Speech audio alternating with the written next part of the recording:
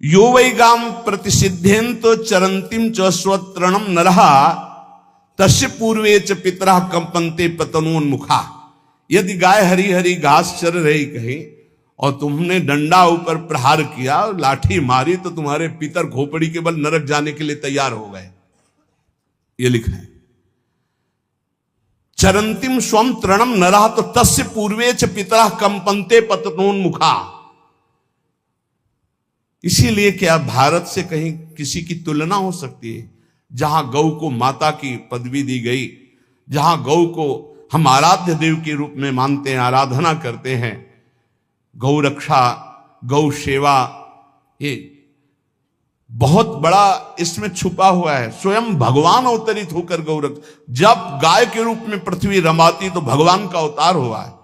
बड़ा विचित्र समय आता चला जा रहा है कि अब आधुनिक यंत्रों की ऐसी सेवाएं हो गई बड़ी बड़ी कि अब ना बैल की जरूरत है और ऐसे दूध की महंगाई बन गई कि अब देसी गाय 2 लीटर 3 लीटर 4 लीटर और ऐसी ऐसी कि 20-20 25-25 लीटर दे तो कौन देसी गाय को। तो गौओं का सेवा का भावना शास्त्र आज्ञा करता है कि जो प्रतिदिन अग्रग्रासे परोभावा कर्तव्यो भक्ति तोन्वहम अकृत्वा स्वयं आहारम कुर्वम नापनोति दुर्गतिम।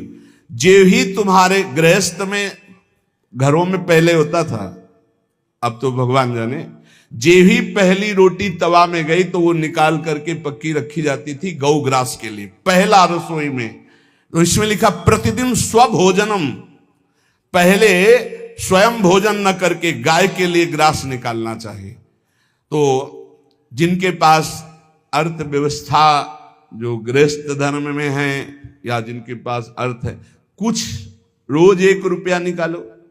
हम कह रहे रोज निकालो तो महीने में 30 रुपया होते। 30 रुपया में एक गाय को हरी घास तो एक टाइम पवा ही सकते हो ना, बहुत नहीं है तो 1-1 रुपया निकाल के अगर एक गाय को चारा दोगे तो एक बार का भोजन तो हो ही सकता है। 30 रुपया में हरी घास जाकर के उसके एक बार तो पवा दोगे ना। अग्रग्रासे परोभावा कर्तव्य भक्ति तोन्वहम, भक्ति पूर्वक गाय को 1 ग्रास भोजन में 1 रोटी तो निकालना चाहिए गाय के लिए, ऐसा शास्त्र आज्ञा कहता है।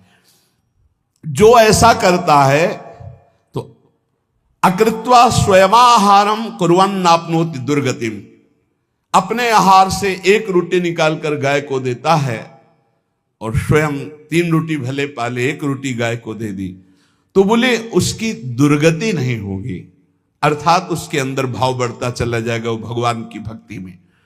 और तेनाग्नयो हुता सम्यक पितरश्चा पितर्पिता देवास्त पूजितास्तेन यो ददाति गवान्हिकम। जो प्रतिदिन गौग्रास निकालता है, अर्पित करता है, तो उसको अग्निहोत्र करने का फल मिलता है, उसके पितरों को तृप्ति मिलती है और समस्त देवताओं के पूजन का फल मिल जाता है जो गौग्रास निकालता है। यो वै ताड्यते यष्ट्याधेनुम मर्त्यो विमूढ़धि।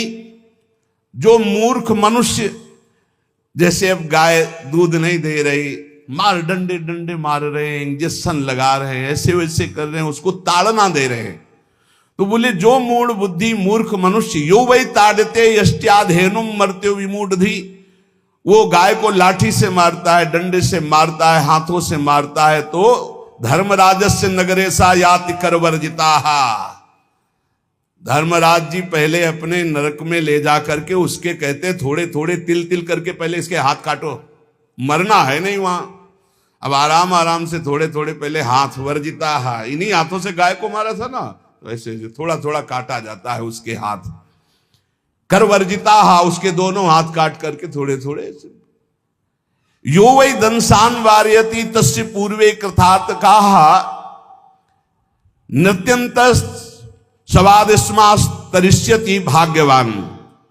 जो गौ के शरीर को स्नान कराता है, गौ के शरीर को कीट आदि से मच्छर आदि से रक्षा करता है और खूब अच्छा अच्छा पदार्थ गौ को, केवल दूध के लोभ से नहीं, ये हम गौ सेवा की बात कर रहे हैं, ये कि नहीं वहां 10 लीटर दूध देती तो हाथ फेरो, जब दूध नहीं देती है तो चारा भी ठीक से नहीं दे रहे और उसके ये स्वार्थी हो, गौ सेवा का बात नहीं, वो दूध का लोभी केवल व्यापार की बात करता है। गौ सेवा का तात्पर्य है गौ सेवा केवल।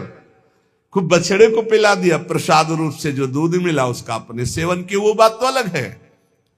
अब बछड़े को तो जरा सा केवल पिन्हाने के लिए कर दिया और खूब सारा दूध लीटर में नाप करके जा रहा है, और उस समय तक तो खवाओ पियाओगे ही खूब अच्छे से। उसके बाद जब दूध देना बंद किया तो उसका आदर सत्कार खत्म, खोल के बाहर ऐसे वो प्लास्टिक खाते घूम रही है, तो ये गौ सेवा नहीं मानी जाएगी, वो स्वार्थ पूर्ति मानी जाएगी। जो सदैव गौ सेवा करता है, उसके डांस मच्छर हटाता है, स्नान कराता है, पीठ में हाथ फेरता है, उसके पूर्वज जो पितर होते हैं वो नाच पड़ते हैं, उनका मंगल होना शुरू हो जाता है कि हमारे वंश में गौ सेवक पैदा हुआ, बड़ा भाग्यवान है और वो गौ के द्वारा हमें तार देगा, ऐसा भाव।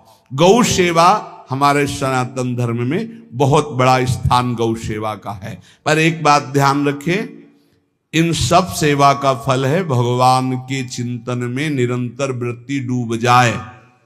हमारी एक एक वृत्ति, एक एक क्षण भगवान के चिंतन में डूब जाए। अगर नहीं तो हम आपको उत्तर दे रहे हैं। कल प्रश्न हुआ था कि क्या गौ सेवा के बिना मुक्ति मिल सकती है? क्या महाराज नृग जैसा कोई गौ सेवक हुआ है दानी? भागवत में पढ़ लेना। करोड़ करोड़ गायों को, करोड़ों गौशालाएं थी, एक दो नहीं। इसलिए कह रहे हैं करोड़ों शब्द कि आप उसको कहीं ज्यादा ना समझें। पृथ्वी के कोई भूमि के कण गिन सकता है, बारिश की बूंदे गिन सकता है, लेकिन महाराज नृग की गौएं जितनी दान की गई वो गिनी नहीं जा सकती थी, ऐसा वर्णन आता है। अरबों अर्बुद गौओं की सब स्वर्ण से अभिषिक्त करके ब्राह्मणों को दान करना।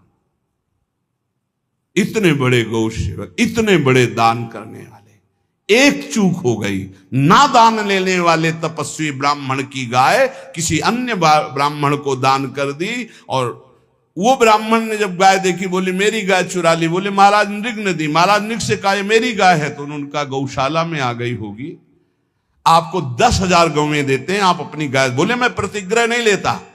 जिसने दान लिया था उसने कहा गाय यही लेके जाऊंगा, तो उनका आप गाय छोड़ दीजिए, आपको 10,000 गाय देते। बोले नहीं लूंगा। बस अनजाने के अपराध ने गिरगिट बना दिया था, कुएं का गिरगिट। पर भगवान बड़े कृपालु हैं, गौ सेवक थे, इसलिए गोविंद द्वारिकाधीश जी ने उनका उद्धार किया। सब साधन का फल है अच्युत भावना से युक्त होकर, भगवत भावना से युक्त होकर निरंतर भजन करते हुए सेवा परायण रहो, चराचर जगत की सेवा परायण रहो। भजन करना ही सबसे बड़ा परम धर्म है। हम सब सेवाएं करें जगत की, लेकिन अंदर से राधा राधा राधा, गोविंद गोविंद गोविंद गोविंद, आनंद आ जाएगा। तन से सेवा करो, मन से भगवान के चिंतन, मामनुष्मर युद्ध से भगवान के चिंतन में रहो। सेवा और व्यापार में अंतर होता है। गौ सेवा के बहाने से धन का जो दान लेना है और उसका अपने में प्रयोग करना, मैं पितरों सहित नरक जाना है, लिख लो। गौ सेवा के बहाने से दान लेना और उसका अपने परिवार के सुख में पैसे का प्रयोग कर देना या अपनी वासनाओं की पूर्ति में लगा देना। आया गौ सेवा के लिए और आप प्रयोग कर रहे हैं गाड़ी घोड़ा नाना प्रकार के सांसारिक भोगों में, तो लिख लो पितर सहित तुम्हारे नरक जाएंगे, क्योंकि गौ सेवा के लिए आया है। गौ सेवा का धन सिर्फ गौ सेवा में ही लगना चाहिए। आप गौ सेवक है, दूध पान कीजिए, रोटी खा लीजिए, लेकिन गौ सेवा का अर्थ आप अपने वासनाओं की पूर्ति में, अपने मनोरंजन में या अपने मन के संकल्प भावना में नहीं पूरी कर सकते। गौ सेवा के लिए ही पूरी कीजिए। गौ के वास का निर्माण, गौ के भोजन की व्यवस्था, वो दूध दे ना दे, वो कैसी भी अवस्था में हो, उसकी सेवा परायणता, उसके लिए सेवक रखना, सेवकों को भी सुख प्रदान करना, लेकिन स्वयं कभी गौ के सेवा के लिए आए हुए धन का स्वयं के लिए भोग न करना और निरंतर भजन रखना, उसे परम पद की प्राप्ति हो जाएगी।